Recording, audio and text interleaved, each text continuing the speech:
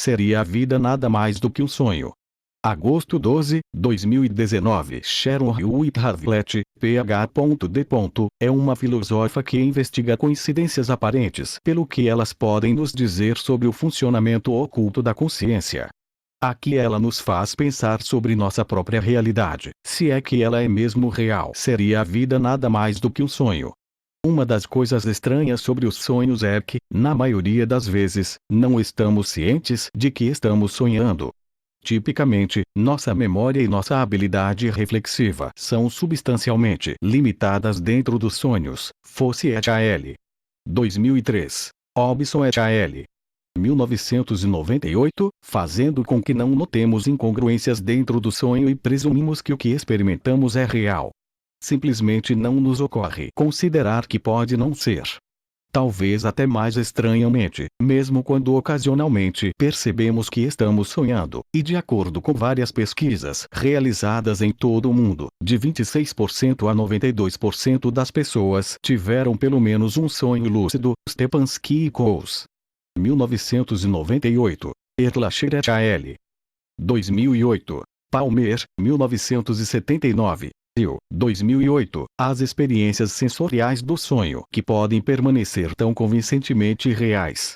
Lembro-me de que, em um dos meus próprios sonhos, percebi que era um sonho e depois me maravilhei com o quão sólido e real o celular na minha mão parecia. A capacidade do mundo dos sonhos parecer real levou muitos pensadores, o filósofo René Descartes, 1641, a ser o exemplo ocidental mais proeminente, a imaginar-se o mundo que experimentamos enquanto estamos acordados poderia ser um sonho. Se o mundo dos sonhos se sente tão real quanto ao que estando acordado, pelo menos enquanto estamos nele, como podemos saber com certeza que não estamos vivendo atualmente em um sonho do qual um dia poderemos acordar? Uma maneira pela qual os filósofos tentaram dissipar tais preocupações é apelando para as diferenças entre o mundo dos sonhos e o mundo dos sonhos.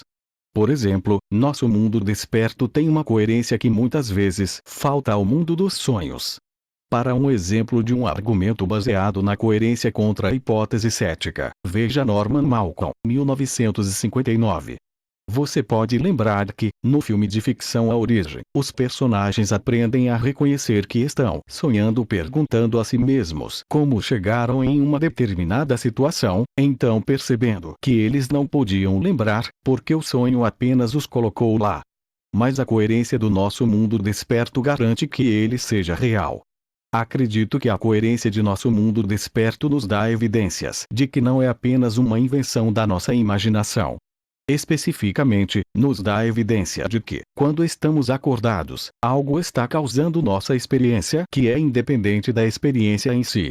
Por exemplo, a relativa permanência dos objetos e ambientes que experimentamos na vida desperta parece ser melhor explicada por haver algo real e duradouro que nossas experiências estão refletindo.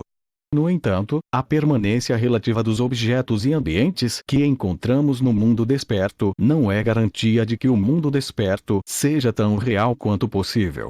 Afinal, um alto grau de permanência também é encontrado nos mundos dos videogames, nos quais os ambientes e os objetos com os quais interagimos são apenas as criações do código de computador.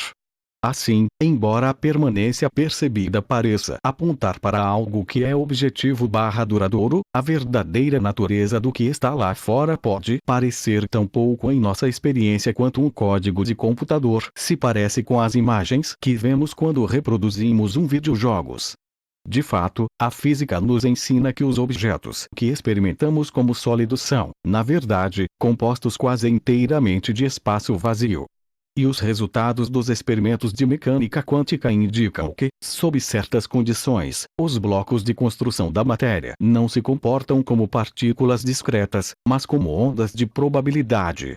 Se, no entanto, sentirmos o mundo cheio de objetos duradouros e sólidos, isso se deve à maneira usual com que nossos sentidos interagem com ele e ao modo como essas interações são representadas na consciência. Isso significa que há, de fato, um sentido importante em que todos nós vivemos constantemente dentro de um sonho, isto é, dentro de um mundo criado por nossas próprias mentes.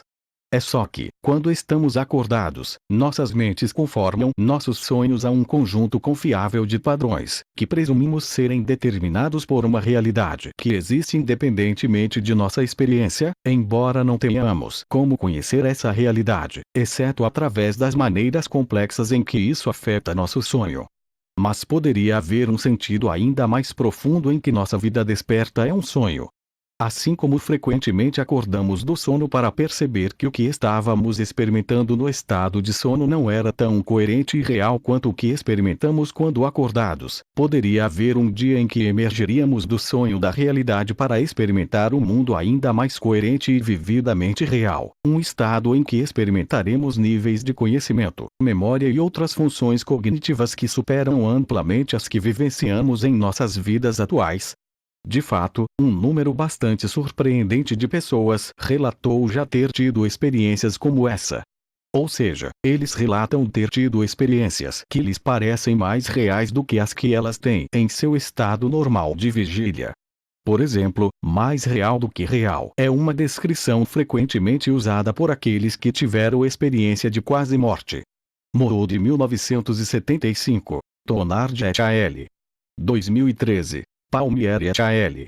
2014, aqueles que usaram substâncias psicodélicas como DMT, Strassman 2001, e aqueles que, por vários outros meios, experimentaram estados incomuns de consciência. Muitas experiências de quase morte também relatam uma função cognitiva aumentada e um súbito aumento no conhecimento. Ovens et al. 1990. Grayson 2003.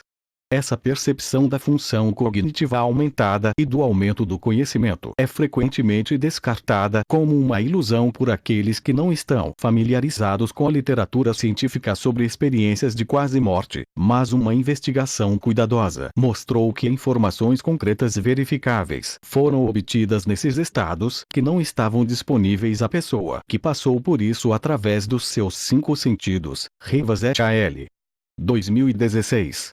A experiência daqueles que tiveram estados incomuns de consciência levanta a possibilidade de que a velha questão de saber se a vida é apenas um sonho é mais do que uma preocupação inútil de alguns filósofos confortavelmente abrigados em suas poltronas ao lado de suas lareiras. A resposta a esta questão poderia muito bem ter grandes consequências empíricas, inclusive implicações surpreendentes para os tipos de experiências que estão disponíveis para a mente humana. Temos todos os motivos para estarmos atentos a essa possibilidade, à medida que continuamos a investigar a verdadeira natureza do mundo em que nos levamos para viver.